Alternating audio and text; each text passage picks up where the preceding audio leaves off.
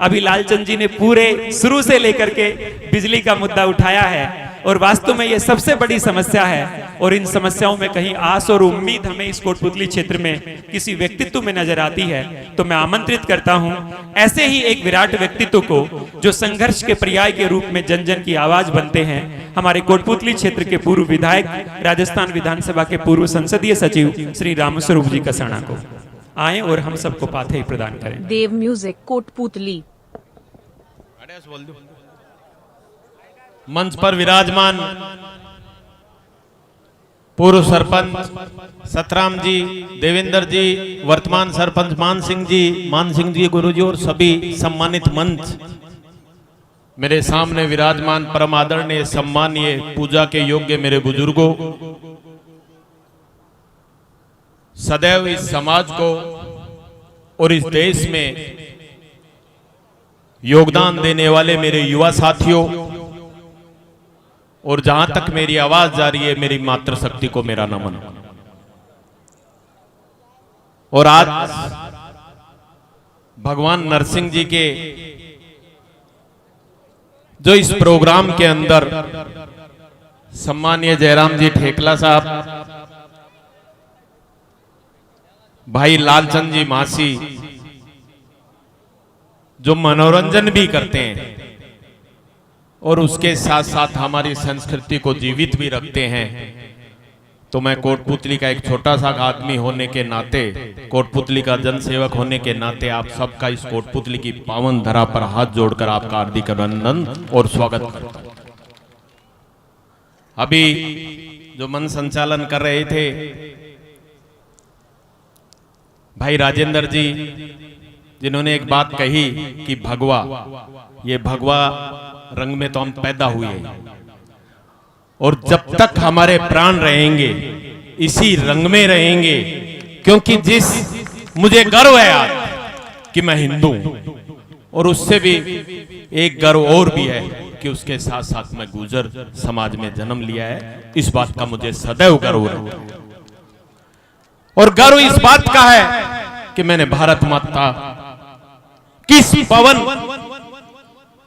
जितनी पवित्र जो भूमि जिस पर मुझे सौभाग्य मिला है चलने का, मुझे सौभाग्य मिला है इसको चूमने का, सदैव ईश्वर से कामना करता हूं कि जब भी कभी जन्म हो तो मुझे सिर्फ और सिर्फ भारत माता में जन्म हो और आप लोगों के बीच में जन्म हो, ताकि आप लोगों के बीच में आकर आपकी सेवा कर सकूं।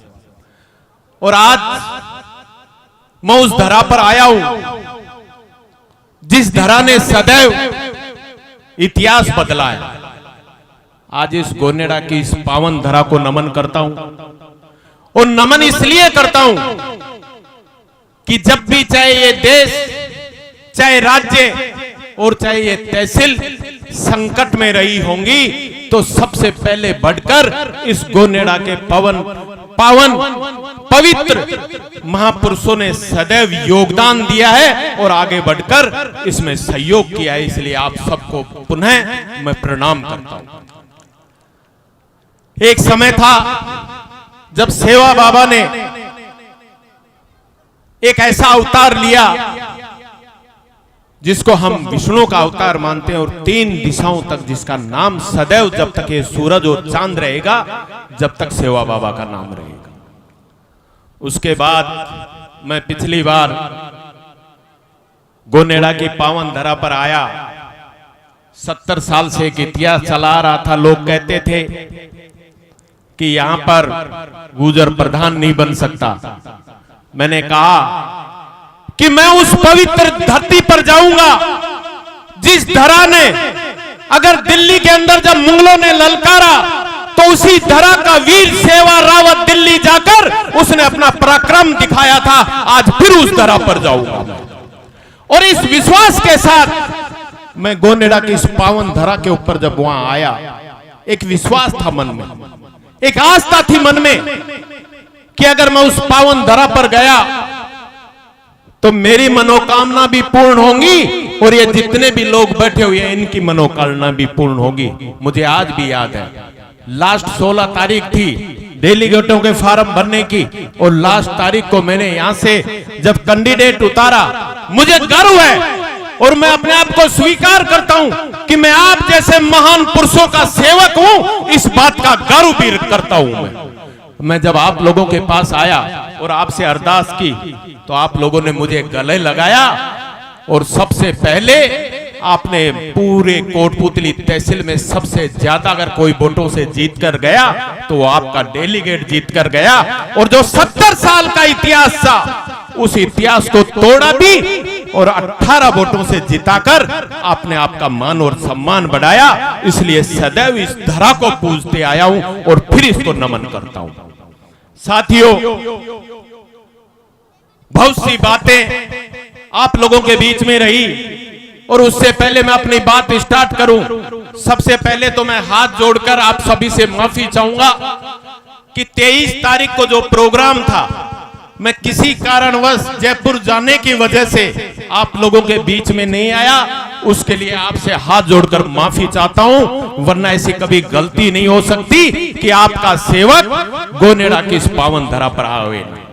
इसलिए मैं समझता हूं मेरे भाई, मेरे बुजुर्ग, मेरी मातृशक्ति मुझे क्षमा करेगी, दोबारा ऐसा मौका नहीं दूंगा, यह विश्वास दिलाता हूं।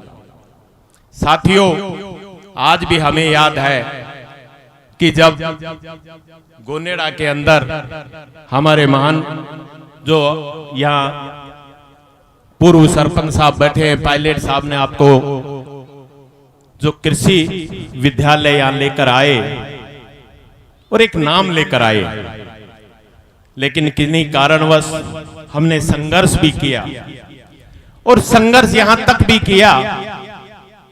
मुझे तो आज भी याद है कि जब हम रोड पर बैठे हुए थे तो किसी ने कहा था कि रोड जाम कैसे कर दोगे। हमने कहा ये हमारा अधिकार है, और जनता की सेवा के लिए अगर रोड जाम करने की आवश्यकता पड़ी तो सबसे पहले हम लोग रोड जाम करेंगे, और हम सब लोग उस रोड के ऊपर बैठे और उसको जाम भी किया। लेकिन राज्य में मंत्री होने के नाते जिस प्रकार का जो सोतेला व्यवहार किया, आज भी मुझे याद है।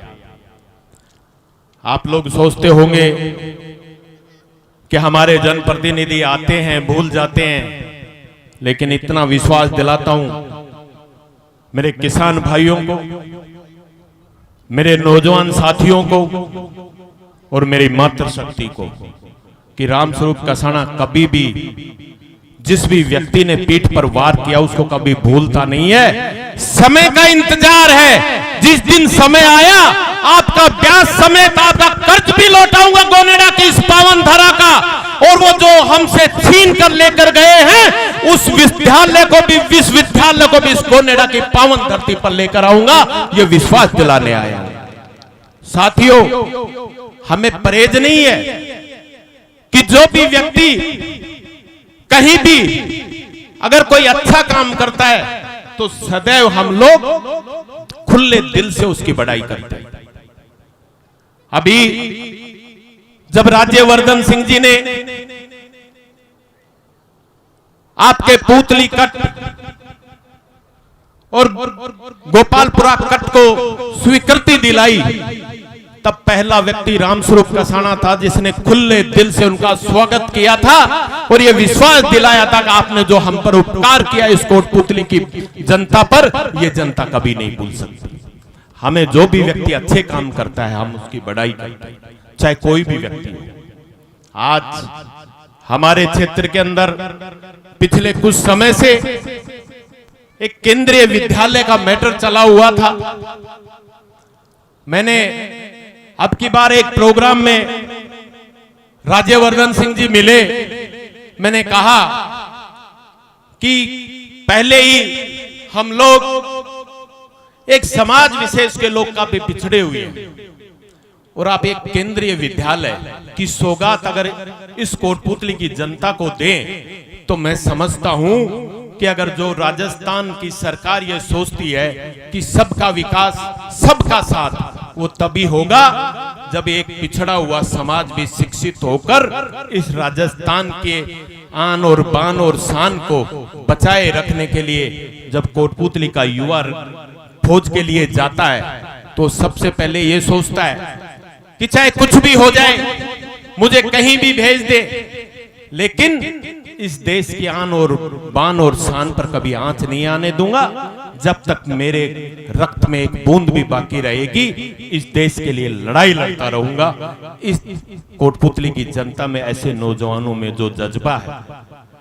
सम्मानीय राज्यवर्धन जी ने कहा, मैंने मंत्री जी से भी बात की, पहली बार मैंने राजेंद्र जी से बात की कि आप सरकार में, और सरकार में होने के नाते आपका दायित्व बनता है कि अगर केंद्रीय विद्यालय कोटपुतली को मिलना चाहिए तो उसके लिए आपको जमीन दिलानी चाहिए। आज भी कोई भाई अगर मांगे तो उसकी मैंने जवाबंदी भी निकाली है, तो राज्य मंत्री जी ने कहा कि हमने जमीन दे दी है। मैंने फिर बात की तो राज्यवर्धन सिंह जी को फोन पर कहा भाई जमीन तो मिल गई, तो उन्होंने कहा कसाना जी एक बार जमीन को देखना आप। जो कागजों में तहसील में गया और तहसील में जाकर मैंने जब कागजात निकलाए, मुझे बड़ा दुख हुआ। दुख इस बात का हुआ कि देश की आजादी से पहले जो परिवार जिस जमीन को जोतते थे, लेकिन किसी कारणवश वो जमीन उनके नाम नहीं हो पाई, और 1978 के अंदर उन्होंने राजस्थान हाई कोर्ट में केस डाला, और राजस्थान हाई कोर्ट ने ये कहा कि इनको काश्तकारी का अधिकार मिलना चाहिए। और उसी हरचंद दायमा परिवार के जहां मकान बने हुए हैं, उसी जमीन को इन्होंने अलॉट किया। इससे दुर्भाग्यपूर्ण ऐसा राज्य मंत्री इस राजस्थान के अंदर, इससे बड़ी दुर्भावना। मैं तो कहना चाहता हूं उस मुख्यमंत्री से जो कहा करते थे कि सचिन पायलट नकारा, निकम्मा और निठल्ला है, मैं तो कहना चाहता हूं कि राजस्थान के अंदर जो सरकार बैठी हुई है, वो सरकार नकारा, निठल्ला और बेईमानों की सरकार बनी हुई है, जो आम आदमी का खून चूसने का काम कर रही है। और मैंने आज आपके माध्यम से कहने आए कि ये चाहता है कि इसकी अगर इसने केंद्रीय विद्यालय खुल गया तो कहीं इसकी स्कूल के ताला नहीं लग जाए, इसलिए जमीन, तब ये 3-3 हजार बीघा जमीन वहां काट रहा है, तो इसको 20 बीघा केंद्रीय विद्यालय के लिए जमीन नहीं मिल रही, लेकिन कॉलोनी काटने के लिए इसके पास जमीन बहुत है। इन बातों को सोचने और समझने की आवश्यकता है। और खुले मन से चेतावनी देना चाहता हूं कि कोटपुतली की जनता, हो सकता है ये तो सदैव इतिहास रहा है राजस्थान के अंदर कि जब भी भाई ने भाई के साथ लड़ाई की है तो उसमें हमें पराजय मिली है। लेकिन मेरे भाइयों, मेरे नौजवान साथियों, जब भी आपने एकता की बात रखी है तो पराजय आपके नजदीक नहीं आई है। आपके यहां जो आया वो खाली मुंह लेकर गया है। इस बात का आप लोगों को ध्यान रखने की आवश्यकता है। आज मैं आप लोगों के बीच में कहने आया हूं और एक विश्वास दिलाने आया हूं कि पिछले 8 दिन से प्रत्येक गांव में ढाणी में जा रहे हैं, तो जब भी हम जो हमारे बुजुर्ग उनसे मिलते हैं, अब तो खैर हर जगह इन्वर्टर लगा हुआ है, लेकिन इन्वर्टर की भी एक सीमा होती है। कहीं 3 घंटे, कहीं 4 घंटे चल जाता है। कल मैं एक ढाणी में गया हुआ था, तो मैं बात करने लग गया कि बताओ साहब क्या हाल चाल है। बहुत बढ़िया। क्यों? सारी रात जागा जाओ, सारी रात जाकर के काम करो। जो कजा जी लाइट तो आवे को ना, फिर कजा जो ही खाट माला पकाना यहाँ करा था, तो यहाँ पका के दे दे दे दे थप्पी देता रहा। जब पहली गाँव में एक चलबो कर दो, जागते रहो, जागते रहो। उस प्रकार का जो ये माहौल इस कोटपुतली के अंदर बनाया है, मैं आज एससी साहब को मैंने कहा है और राजस्थान के मुख्यमंत्री को चिट्ठी भी लिखी है कि जिस प्रकार से कोटपुतली के अंदर, मेरे गांव के अंदर 12-12 घंटे बिजली कट रही है, या तो अपने रवैये को सुधार लीजिए, वरना फिर रामस्वरूप कसाना आएगा और आप लोग कहोगे कि गुंडा आ गया है। अपने आप में सुधर जाइए और गांव में किसी भी सूरत में बिजली नहीं कटने देंगे। और जिस पार्टी का प्रतिनिधित्व करता हूं मैं, आरएलपी का, हमारा गठबंधन था केंद्र सरकार से, लेकिन जब किसान के ऊपर बात आई, हमें जीत और हार की परवाह नहीं करते, हम परवाह करते हैं अपनों की। क्योंकि अगर जहां हम राज करना चाहते हैं और उस राज के अंदर अगर अपनों का सहयोग नहीं, तो उस राज से कोई फायदा नहीं। जब किसानों के ऊपर बात आई, 3 काले बिल आए, तो पहली पार्टी थी आरएलपी पार्टी, जिसने सांजापुर बॉर्डर जाकर जाम किया। मैं धन्यवाद देना चाहता हूं नागौर की उस धरा से जन्मे परम आदरणीय सम्मान्य हनुमान जी बेनीवाल ने एक आवाज लगाई कि राजस्थान का नौजवान, राजस्थान का किसान, उनके लिए उनके सेवक हनुमान बेनीवाल सांजापुर बॉर्डर पर आ रहे हैं। और पूरी ठंड की रात में हमने 1 महीने तक सांजापुर बॉर्डर पर पड़े रहे। ये कहा कि चाहे हमने आपसे गठबंधन होगा, लेकिन जब भी किसानों के ऊपर अत्याचार करने की बात करोगे तो हम किसी भी प्रकार का गठबंधन नहीं रखेंगे। और सबसे पहले अगर किसी ने गठबंधन तोड़ा तो परम आदरणीय सम्मान्य हनुमान जी बेनीवाल ने तोड़ा। मैं जो आज आप लोगों के बीच में कहना चाहता हूं, आप लोगों से निवेदन करना चाहता हूं, आपने कांग्रेस और भारतीय जनता पार्टी को बहुत देख लिया, और पहली बार आपने इस कोटपुतली के अंदर आरएलपी पार्टी के 3 व्यक्ति जिताए, और उन तीनों व्यक्तियों ने आपका मान और सम्मान भी बढ़ाया और कोटपुतली के अंदर आपके जय जयकार भी लगवाई। तो मैं तो कहना चाहता हूं साथियों, समझो, जागो और आने वाले समय को पहचानना। आज ऐसी स्थिति जो कोटपुतली में बनी हुई है, उसके लिए फिर से हम लोग पूरे राजस्थान के अंदर किसान वर्ग की, अभी जब रीट का पेपर हुआ, मुझे बड़ा दुख होता है कि उस राजस्थान जवान बान शान और वीरता का प्रतीक जहां भी कोई व्यक्ति जाते थे, और जब हम कहते थे कि हम राजस्थान से आए हैं, तो वो गर्व से हमारी ओर देखते थे कि राजस्थान से आए हैं। और उसी राजस्थान के अंदर रीट के अंदर जिस प्रकार का कलामिंद जो इनकी अपने आप में बनाई हुई एक ऐसी लोगों को पर्चे दे रहे हैं, 10-10 लाख में दे रहे हैं, और उनके पेपर आपने करोड़ों रुपए इकट्ठे करके कहां लेकर गए। अरे मोदी जी आपके पीछे पड़े हुए हैं, गहलोत जी, ये राजस्थान की जनता नहीं। अगर आपको काम ही करना चाहिए, राजस्थान की जनता का खून चूस कर फिर दिल्ली पे पैसा भेजोगे, ऐसे राज करने से तो बेहतर होता कि आप इस्तीफा देकर आते और इस राजस्थान की जनता में आते, तो आपका मान और सम्मान भी बढ़ता। लेकिन आप पूरे राजस्थान के युवाओं का खून चूसने का काम कर रहे हो, और आप ये कहते हो, बड़ी शर्म आती है कि छोटी सी बात भी हो जाती है तो ये कहा जाता है कि सीबीआई से जांच करवाएंगे। जब आपके फोन टेप का मामला हुआ तो आपने सीबीआई की मांग की। यहां 1100 करोड़ छात्रों से लूट लिए, लेकिन आपके मुंह से एक शब्द नहीं निकला कि सीबीआई की जांच होनी चाहिए। ऐसी निकम्मी सरकार के खिलाफ हमें खड़ा होना होगा। पिछली बार पायलट साहब को भेजा और कहा कि पायलट साहब आप जाइए राजस्थान के अंदर। पायलट साहब आए, पूरे राजस्थान के अंदर पूरी पीठ पर लठों से वार झेलता हुआ वो नौजवान राजस्थान के कोने कोने और ढानी ढानी में गया, और हर जगह जहां मरी हुई कांग्रेस थी, जहां 21 एमएलए हुआ करते थे, और 98 एमएलए लेकर आने के बाद में ये कहते हैं कि तुम अभी सीएम नहीं बन सकते। जब तुम सीएम हम नहीं बन सकते, क्या हमें ठेका ले रखा है इन लोगों का बनाने का? क्या किसान का बेटा राजस्थान पर राज नहीं कर सकता? अगर किसान के बेटे को राज करना है तो आरएलपी पार्टी को मजबूत कीजिए। 3 विधायक थे हमारे। सबसे पहले हमने कहा था, अगर सचिन पायलट को मुख्यमंत्री बनाते हो तो हम बिगर शर्त, बिगर किसी बात के सम्मान्य पायलट साहब को समर्थन देंगे। ये है आरएलपी पार्टी, ये किसानों की पार्टी है, ये आपकी पार्टी है, ये आपके दुख दर्द को समझती है। और आज आप लोगों के बीच में कहना आया हूं, समय बहुत कम रहा है। जितने भी जो वार हमसे छुप छुप के कर रहे हैं, एक एक वार का बदला लिया जाएगा, और आने वाले समय में उनको सूद समेत लौटाने के लिए आप लोग तैयार रहे। हमारे अंदर कहावत है गांवों के अंदर, आप लोग कहीं भूल तो नहीं गए, हम किसी से कर्ज लेकर आते हैं तो उस कर्ज को ब्याज समेत चुकाते हैं या नहीं? अजी चुकाओ जो कोन्या 10 साल होगी, 10 साल होगी जब के ब्याज लगा चुकानो जे। ए बात को जरूर ध्यान रखनो जे थाने। ये निवेदन लेकर आप लोगों के बीच में इतना प्यार और सम्मान आप लोग जिस प्रकार से जो सदैव देते हो, आज मैं उस महान शख्स को भी याद करना चाहता हूं।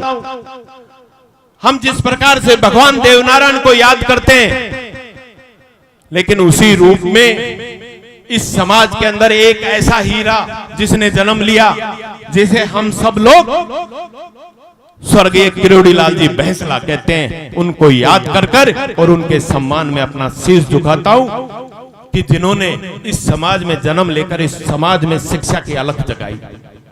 ऐसे व्यक्तित्व को हम सबको याद रखने की आवश्यकता है। उनका सपना था कि ये जो समाज पिछड़ा हुआ है, ये समाज को भी अधिकार है कि हर समाज के समान बैठकर और ये शिक्षा प्राप्त करे। आप सबका प्यार और सम्मान इसी प्रकार से मिलता रहे, इन्हीं भावनाओं के साथ, क्योंकि बातें तो कभी कम नहीं होंगी, लेकिन टाइम इनका कम हो जाएगा मासी जी का, इनके पूरे प्रोग्राम नहीं होंगे। इसलिए मैं अपनी ओर से एक जोरदार जयकारे के साथ जय बोलो देव महाराज की, जय बोलो वीर तेजाजी महाराज की, जय बोलो नरसिंह भगवान की जय हो, जय हो। राम राम साहब। हमारे मध्य श्री रामस्वरूप जी कसाना ने बहुत विस्तार से शासन के अत्याचार को कहा, हमारी समस्याओं को रखा और उनका सूत्र भी दिया कि हम उसका समाधान कैसे निकाल सकते हैं। इन्हीं भावों के साथ हमारे मंच पर हमारे गोटड़ी गांव से श्री रामकरण जी कसाना नेताजी उपस्थित हैं। मैं मंदिर कमेटी के कार्यकर्ताओं से आग्रह करता हूं उनका अभिनंदन करें, स्वागत करें। और